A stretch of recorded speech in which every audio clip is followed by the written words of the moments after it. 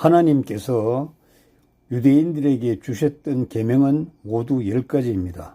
그래서 10계명이라고 하는 것이죠. 그 중에서 4가지 계명은 하나님을 절대자 하나님으로 똑바로 알도록 강요하는 것입니다.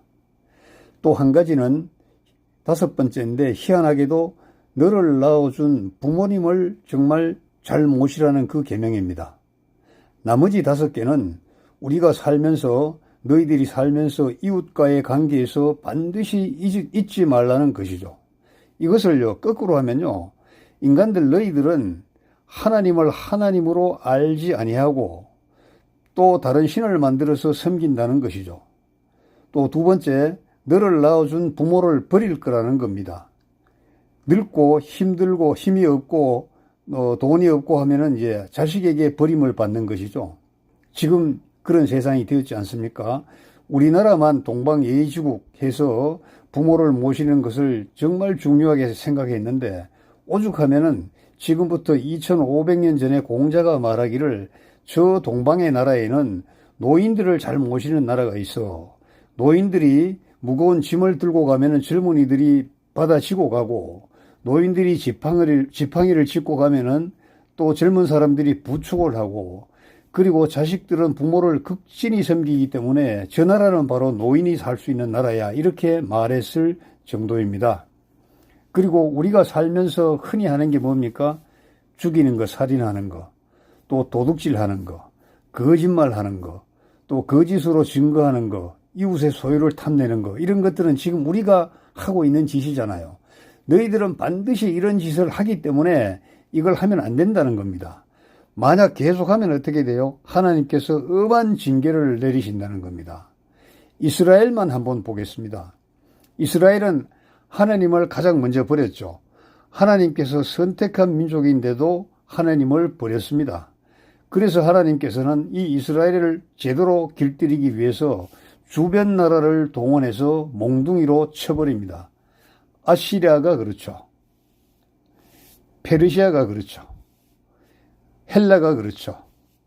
로마가 그렇죠. 그리고 한때는 독일이 또 몽둥이가 되어서 무자비하게 내려쳐버렸습니다.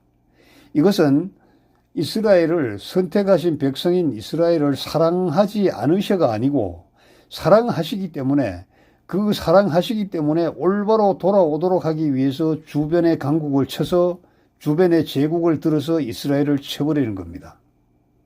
세월이 많이 흘렀죠. 이스라엘은 2000년 동안 자기 나라가 없었죠. 전국에 흩어져서 어디서 사는지도 몰랐습니다.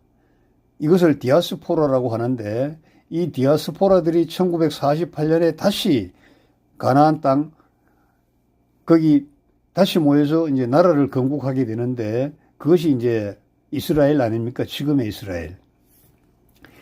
그런데 그 사도 바울이 아주 묘한 얘기를 합니다. 로마서에서 얘기하는데, 나는 이방인의 사도야. 내가 이방 사도라니까.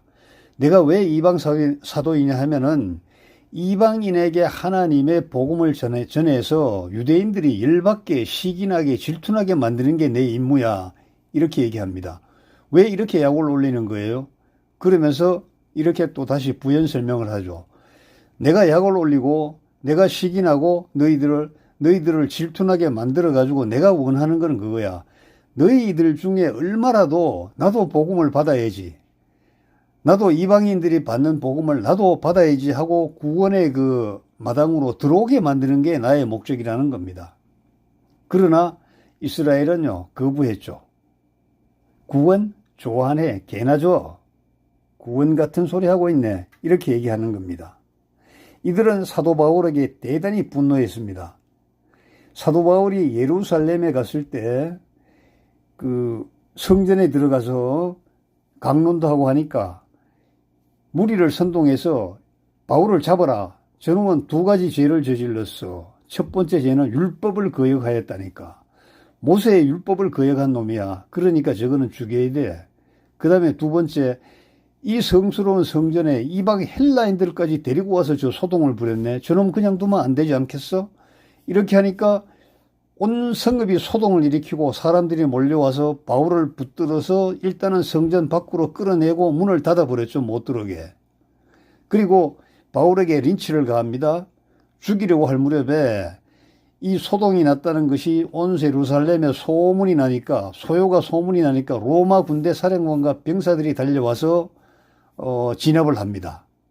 그제서야 유대인들이 출동한 로마 군대 사령관과 병사들을 보고 바울을 치던 것을 그쳤죠. 만약에 조금이라도 늦게 왔다면 바울은 거기서 영락없이 살해를 당하고 말았을 겁니다. 이 말씀이 사도행전 21장 27절에서 32절 사이에 쭉 설명이 되어 있습니다.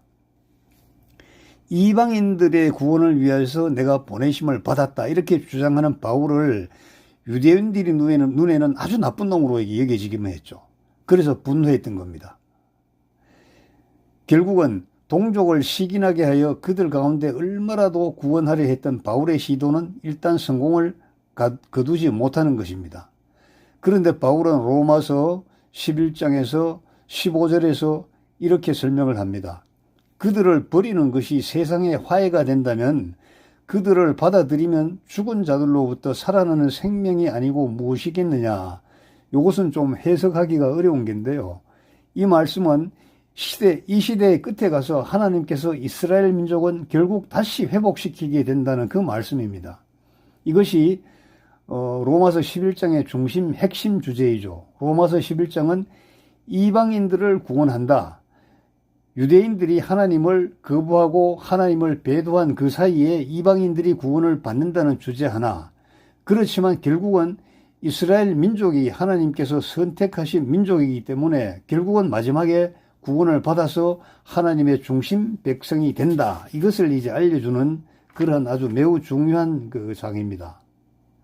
흔히 이스라엘이 하나님께 버림받았다고 하니까 그냥 이러다 말겠지, 이러다 사라지겠지.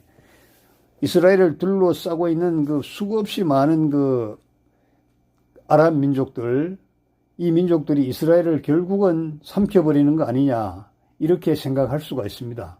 이스라엘이 아무리 똑똑하고 출중해도 중과 부족으로 숫자와 세력에 이길 국가가 어디 있겠어. 결국은 사라질 거야, 이렇게 생각하지만 절대 그렇지 않습니다.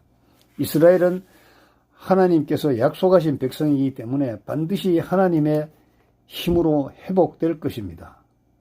하나님께서 유대인을 버리셨던 이 기간에 이방인들이 구원을 받게 된 이 은혜는 정말 감사해야 됩니다. 그래서 마지막 7년 대환란 시기에는 유대인들을 잘 보살피고 숨겨주고 먹을 것을 주고 하는 이방인들에게는 구원을 받아서 이방인들은 구원을 받아서 천국으로 가게 된다고 성경은 말씀하시고 계신 것입니다.